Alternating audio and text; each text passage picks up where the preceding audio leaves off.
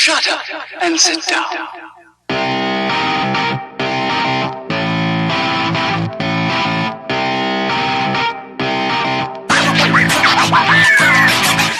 The agricultural region of Margaret River is in the southwestern corner of Western Australia. This area is known for its surf break, which I found to be unusual on the west coast, as there's many vineyards and it has the extraordinary Luluwin National Park, which stretches from Cape Luluwin in the south to Cape Naturalist in the north. The park features a 120 odd kilometre coastal walk, numerous caves and outstanding natural growth forests. It's difficult to describe the difference between this region compared to that of the rest of WA, as it's still very sandy, but there's trees rather than shrubs and there are hills rather than flat plains. If Broome was like Byron Bay without the drugs, then Margaret River is like Nignum without the drugs. There's lots of girls walking around with bikini tops even though it's cold weather, and many pantless special needs kids running around the place as well. In WA's version of the Great Dividing Range, it's also refreshing to see a chink in the very square nature of the locals. Western Australians are so retentive and law-abiding that they won't even travel a few metres over the speed limit and will often hit the brakes when moving from a higher speed zone to a lower one.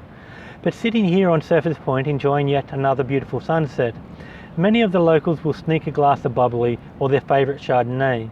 It's funny watching them try to conceal their open bottles of wine, pouring it into plastic picnicware.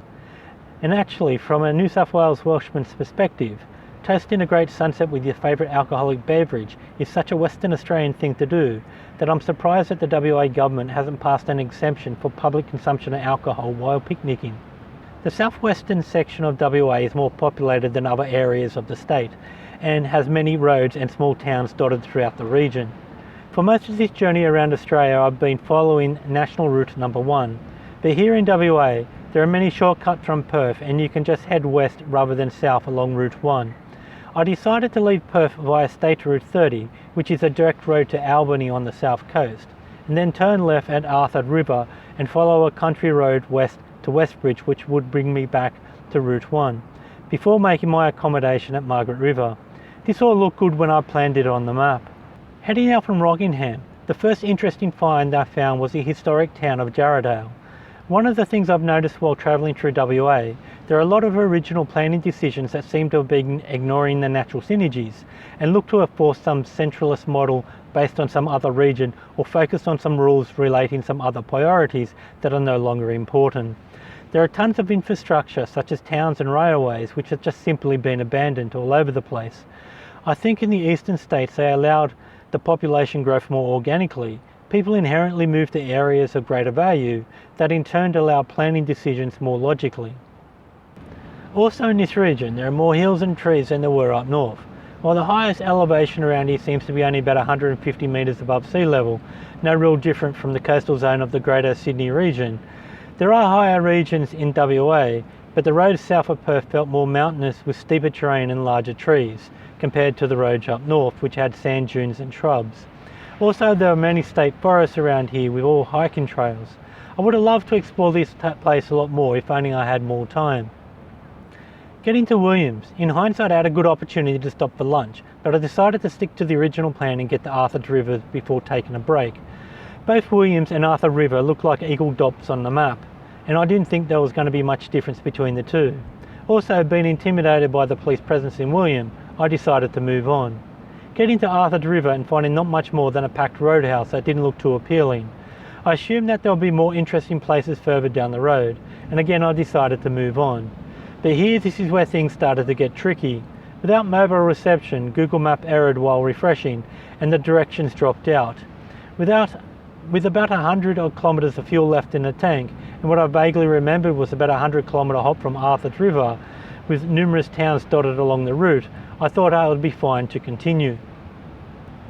It turned out to be a 130 kilometre hop to Bridgetown, with many abandoned towns along the route. The low fuel light turned on when I got to Mudirarup and there was nothing there. I got to Dinininup and there was something there, but it was no longer in use. At this point it was about 2 o'clock and I was starting to get hypoglycemic. The fuel gauge indicated I had about 2 litres left, and I became quite aggravated that there wasn't a next service sign stating that it was over 100 kilometres away when leaving Arthur River. I thought of returning to Arthur River, but I knew I hadn't the fuel for that. so I continued heading into the unknown. I finally got to a roadhouse at Boyup Brook. I filled up the tank and asked the assistant if the kitchen was still open. He told me that it was about a half-hour wait for food, so I moved on again. Getting to Bridgetown just before 3, and being the Queen's birthday holiday here in WA, the town was crawling with tourists while most of the shops were shut, and the ones that were open had long queues. Still hungry, I decided to move on. Thankful I've learned to ride with a pocket full of jelly snakes, and I now had mobile reception and a tank full of petrol. The ride started to look up. Bridgetown was a delightful historic town, with many of its 19th century buildings still intact. The town is surrounded by farms on too hilly ground for broadacre farming and only really supports small-scale cattle and sheep operations. It's still a very beautiful part of the country, and I was now starting to enjoy my day. Even with nowhere for lunch and all the near fails, I decided to give up looking for food and just made my way to the accommodation and bought dinner instead. Living with a young couple, one from New Zealand and the other from Germany, they've both made a successful life for themselves here in WA, working for a mining company. There's no cooking facilities and I've had to eat mainly cold food all week. It's not as difficult as I originally thought it would be, living on fruit, sandwiches and salads. I'm still having issues having things sent ahead of me. I tried purchasing stuff from Amazon a couple of weeks ago and they still hadn't sent it. I cancelled the order and then reordered it with an Adelaide address. For some reason now they've packed it and sent the reorder in under 12 hours. The bike chain continues getting loose, although I've now learned how to tension it on the road. I'm not sure why it's all of a sudden stretching so much, as it's well and truly into the red zone. It was only a couple of weeks ago since the guys at Tyres for Bike originally tensioned it.